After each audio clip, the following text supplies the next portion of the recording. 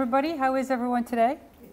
Yeah, lots. I was sat at the back earlier and very impressed at some of the questions that everyone asked. That's good. It means everyone's listening. So there will be an opportunity at the end of my presentation to ask questions. I may ask you a few questions as we go along, just to see what you know, that you're all still awake, close to lunchtime. So here we have an advertisement. Make a fortune in real estate, experience not required. How many people have actually seen this ad? Yeah? On TV or what? Yeah. Another common one is in newspapers, or if you have access to the internet, you have an email account, you'll frequently get ads in newspapers saying, if you want to make extra money, send me a self-addressed stamped envelope, and you can send envelopes all over the world for us. It's a scam, okay? Same with, you know, you get emails. Mr. Jones spoke briefly about it this morning, and I think the bank ladies did too, where you may get a email from a bank saying, we need your bank information. Or, oh my gosh, your credit card's been breached, okay? Banks don't send you emails. They call you if they have an issue. They ask you to come in. So don't fall prey to these common scams, because that's all they are. And then what happens is these people have what they call a sucker list. So when you respond, they put you on a list, and then they sell your name to everybody else, and then you get inundated with all kinds of mail. So that is definitely a no-no.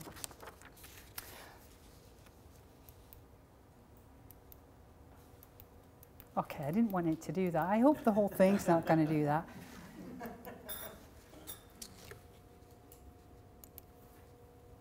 That's me. Okay? And at the end, the very last slide, if you've got pen and paper, it will have my name again, and it will have contact information for me. It will be a phone number and email, so you can contact me at any time. Please feel free to do that. Oh, this whole thing's going to be like this. So why does financial abuse occur? It's generally undue influence by a family member directly through a power of attorney, joint bank accounts. I'm not going to go into all this stuff again. Controlling access to documents, family and friends. That's a power and control issue. So basically family members will do that. They'll control you as an elderly person. They'll prevent you from accessing certain things. Emotional, physical abuse, it's generally in tandem with financial abuse. Financial abuse is never a standalone item. Usually a person is being abused in some other way, either through threats, intimidation, actual physical violence, isolation, susceptibility, and frequently they occur because as we get older, we're less able to do things like home renovations. And that brings me to the next phase, which is a cold knock approach. I'm sure you've all had this, where someone knocks on the door and they say, I think your roof needs fixing. And you know what? You've got, I don't know, a 1,500 square foot house, and they'll tell you it's going to cost you $10,000. And because it's not something that we shop for every day, we think, wow, that's a pretty good price, because they're going to take all this crap away off my roof. They're going to put me a new roof on. They're going to make sure everything's okay. My approach to people when they come knock on my door, I live in Port Dover, or they phone me on the phone, I use this phrase, and please feel free to steal it. I say, you know what, if I want meat, I go to the butcher. I don't ask the butcher to come knocking on my door. And I hang up. So other causes, the senior is isolated and living alone. This is a very common thing. So basically, I'm an older person. I have children that live far away, or children that are neglectful. Or I don't have any family, and I rely on neighbors or friends. But for the most part, I live alone. I don't go out every day. Maybe I've lost my license. Maybe I've lost my ability to be mobile. So I become very isolated and alone. Anybody that's going to talk to me, I'm willing to let them come into my house. And this is what scammers rely on. You let them in the house, and they will listen to you for 3 hours, and they'll sell you stuff. All this stuff. So we become gullible and easily influenced. And I apologize if that's offensive to anyone, but it's true. We do. We reach out. We become so lonely. Again, I've talked about physical and psychological deterioration, and we become an easy target because we get on the suckers list. We also may have a caregiver that is less reputable than we think they are, and this can be in the form of a friend or a neighbor. So the abusers are family members, are the usual suspects, and believe it or not, in the world of statistics, sons are most likely to abuse than daughters are, just so you know. Caregivers, strangers, they come to the door, they meet you in malls and coffee shops. And I'm going to tell you a little story about strangers. You know, as people, we think that we're very private. We think we hide ourselves very well. We go out and we wear a mask. But the people that abuse, the scammers, the fraudsters, they are better trained than police officers at looking at you and saying what your background is and where you came from. And I'll give you one very brief case. It's a lady that went to see a psychic, a local psychic in Simcoe. She's a very sick lady. She has emphysema from working in a glue factory many, many years ago. Her husband is in remission from cancer, so it was quite normal for her to go and see a psychic. She wanted to know what the future held for her and her husband. When she arrived there, she arrived in a beautiful Lincoln. I mean, it was leather interior, cream, it was all polished, lots of chrome, it was shiny. She had a beautiful leather suit on, all the jewelry that she owned, and she couldn't understand why the psychic scammer could figure out that she had a lot of money. Okay? But here's the strange thing, that psychic did not scam her. In her mind, he didn't scam her. It was the psychic's friend, the healer, who said, if you give me $250, I can do all this kind of humbo-jumbo stuff and shake rocks and send fire your way, and I can heal you guys. So this went on for a total of $625,000. So when Adam earlier said that in Norfolk County, scamming has accounted for about $1 million worth of money from elderly people, it's probably closer to $2 million because that's just one case. Okay? Professionals, bankers, lawyers, accountants, doctors. I hope you notice police officers aren't on there. Okay? Sorry, ladies.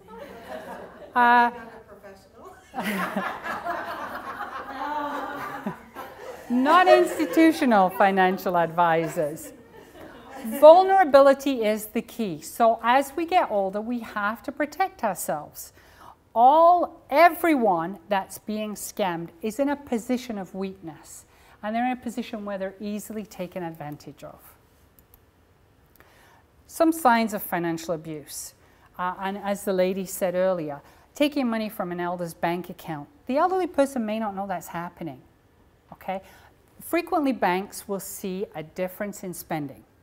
And because of the Privacy Act, which is, you know, in my mind, it's a little extreme, their hands are tied as to what they can and can't tell the police. However, I have had cases where I've had a quiet phone call from banks who I have good relationships with, and they'll say, you might want to just pay a visit to Mrs. So-and-so, because I think there's some issues going on there. I really can't tell you more than that.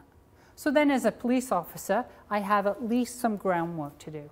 I have a starting point to try and prevent further abuse. So selling elderly's property or transferring property inappropriately, and this goes to what the lady said about be very, very careful who you give joint approval to, whether it's a bank account or a house. And frequently, or in the past I should say, banks were very good at saying, you know, Mr. Smith, if you want to avoid this probate issue when you die, you might want to make your son your joint person on your account. It happened frequently because back then we didn't really understand about abuse. We didn't know it was happening. And quite frankly, it probably wasn't happening as frequently as it is now in the days of, you know, people feel that they have a sense of entitlement.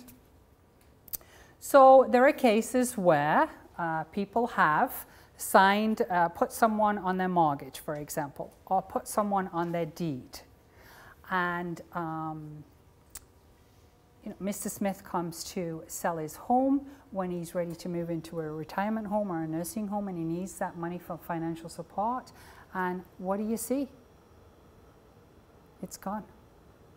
Either his name's been taken off the deed, so he has no power anymore, or frequently what will happen is a child who's on the deed will get into some kind of addiction. So drugs, gambling is a very common one. They need money. They sell the house. And the next thing you know, Mr. Smith here, there's a knock on the door one day and they say, you know, I'm sorry, you don't own this house anymore. You got to move out. So where does he go? Does he live on the street? He has no money anymore. So be very, very careful when making people joint. Credit card use, the ladies already talked about that. Be very careful. Loans which will never be repaid, and I can give you an example of that that I investigated earlier this year. It's a gentleman in Delhi, cold knock on his door. This happened earlier this year in April, and he's on a well, and lots of sulfur in his well, so you know it's not a good environment in his mind. The storage area where all his water filtration system is, it smells bad. It smells strongly of sulfur. That's how bad the well is. So he gets a cold knock on the door. How these people knew that he was scheduled to have a filter replacement on his system, I don't know to this day. I still haven't figured that out. But in any event, they do a cold knock on the door and they manage to sell him a filtration system that is better than anything you've ever seen, right? So $55,000 later, when he still has no filtration system and he has now no water, a Good Samaritan takes pity on him and pays the town to put a line in, which costs $7,000 and some, just under $8,000. But he's out $55,000. The problem is that part of that $55,000, he had to go to a private loan company to borrow some money. But the loan company did this loan over the phone. And basically, the elderly gentleman told the loan company what the scammer told him to say in response to questions on the phone. So a $14,000 loan with a private loan company became $27,000 because of the interest rate was so high. It was 29.9%, I think. So then the scammer managed to convince the old guy one day when they went to the bank together, why don't you open a line of credit, he says, because the line of credit is probably around 6%. So you're only going to pay 6% on that loan. You open a line of credit, you write me a check for $12,000, put it in my name because, you know, by now you know me really well, and I'll deposit that $12,000 into my bank account, and then I'll write another check from my bank account to the financial institution and I'll pay your loan. So that's what he did. But then several months later he notices that he's still getting these monthly debits off his bank account for this loan company. So he thinks, damn it, that loan company is scamming me. I'm going to stop the payments. So he did. But it wasn't the loan company. It was the fraudster that was scamming him. So then the loan company phone him and say, you know, why aren't you paying your bills anymore? The old guy says, because I already paid you. I gave you a check for $12,000. I don't think so, buddy. They sued him civilly. So now he has a $55,000 debt and he's being sued civilly. So loans that will never be repaid. Misuse of a power of attorney is very, very common in the police world. Very common, more so than you will believe. It's unfortunate, but that's the way it goes. Be very careful, very wise when you pick a power of attorney. New friends. I'm going to show you a little clip at the end, and so I'm not going to talk too much about new friends. Repeated visits to the home by sellers, again, goes back to the sucker list. Once they have you, they will keep coming back. This gentleman in Delhi that got scammed by the water people, I asked him, I said, Mr. X, why did you keep giving them money? Why did you keep letting them come into your house? And his answer to me was, he said, Linda, this gentleman came to my house. He was dressed in a really nice suit. He had really shiny shoes. And when he talked to me, he seemed to know what he was talking about. He brought me coffee and he brought me muffins from Tim Hortons. And he sat for 3 hours with me. He became my friend. That's why I kept letting him in the house. And that's what they'll do to you. They'll present themselves in that manner.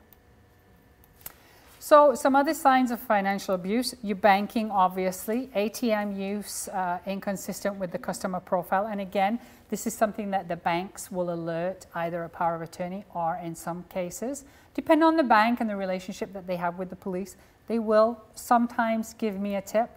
And I have actually not processed charges when banks have given me tips, but I have prevented that account from being breached further.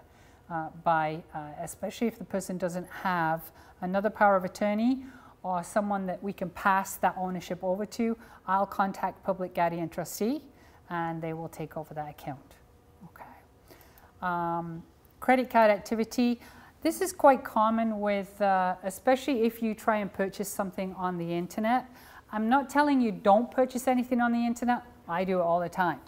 But one thing you need to be aware of is there are secure sites on the internet.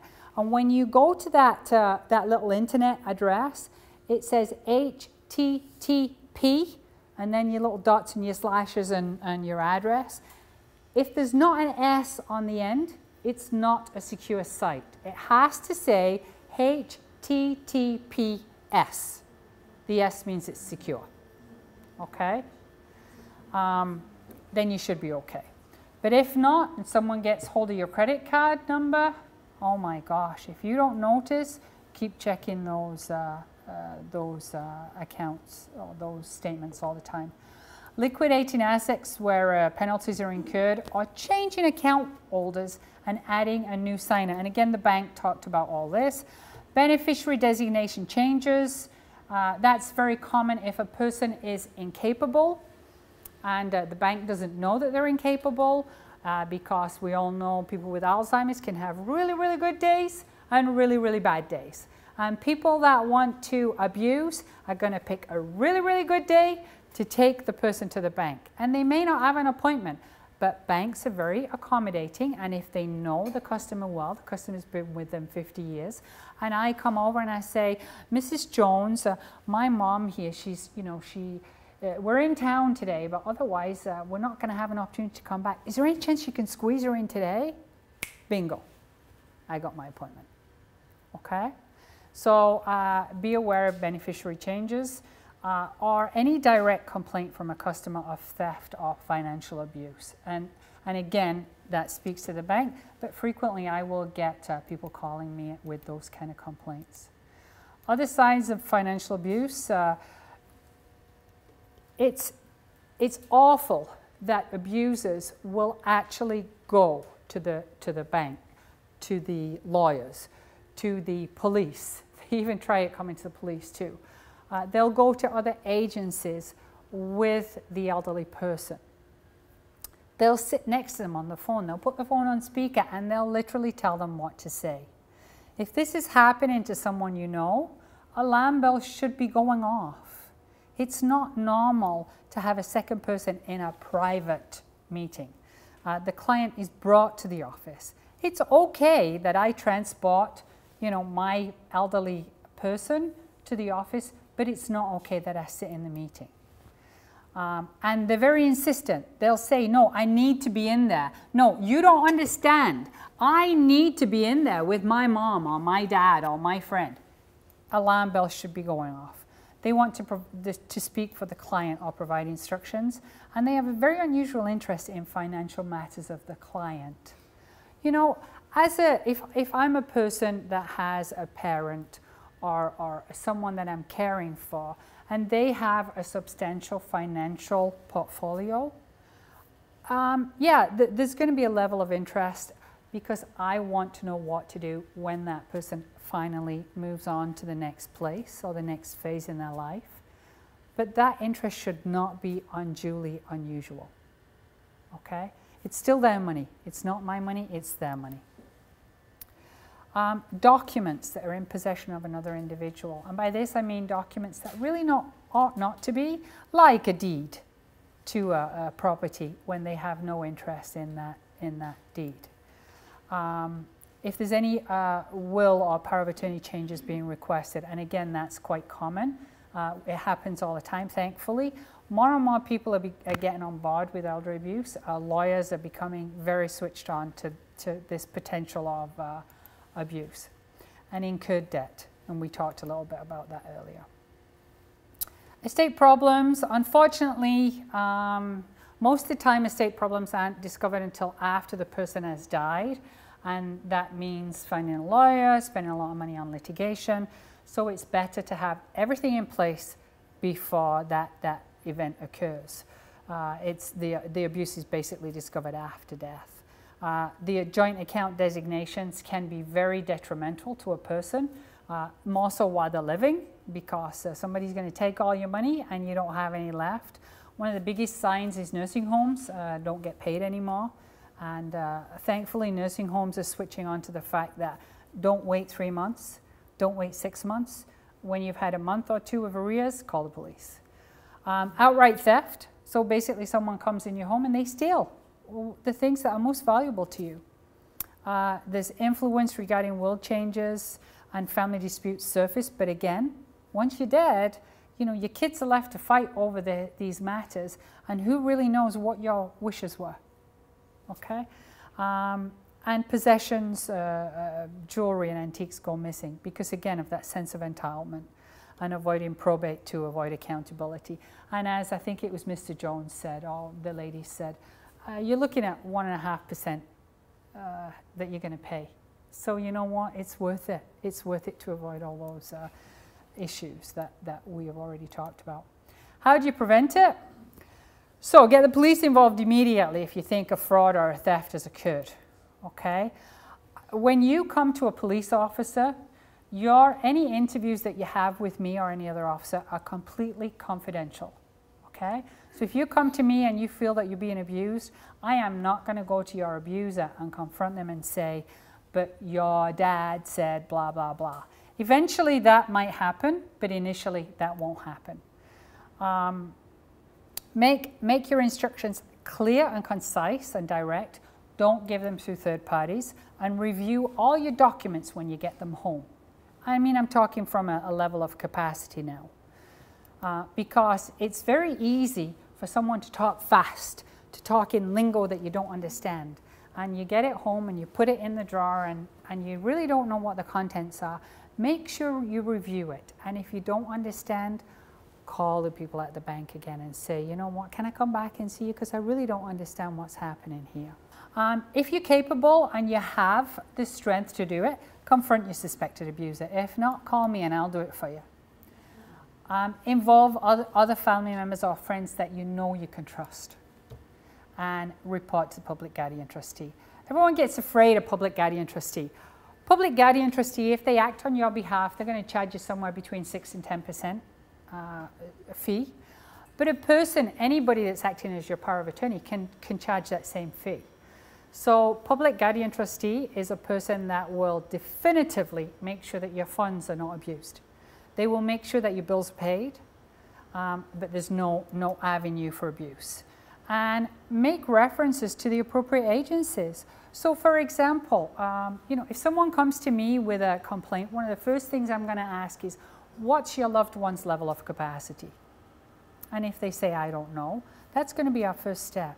We're going to try and order some kind of capacity assessment.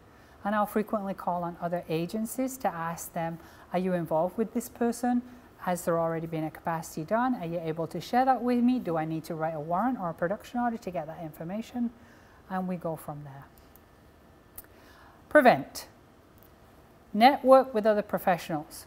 So reach out. If you're not sure, ask questions. Educate yourself. Make sure that you understand there are so many. How many people here go on the internet? Hands up if you go on the internet. Okay. On the handout that you got from the table earlier, on the very back sheet, there's a bunch of contact resources. One of those is ONP. There's the Community Response Network Committee. There's lots of local organizations. There's Alzheimer's Society. You can call these people. You can go on the internet. And you can contact these websites, and you can get all the information that you need to educate yourself. But remember, knowledge is power, okay?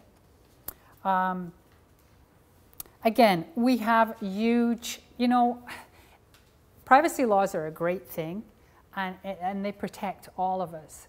But they also work against us when it comes to a police or a bank investigation. It makes it very difficult for us to all work together.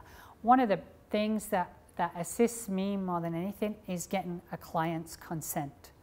So if a person is capable of providing consent, they can sign a paper with me and give me consent to access the bank accounts or anything else that I need to.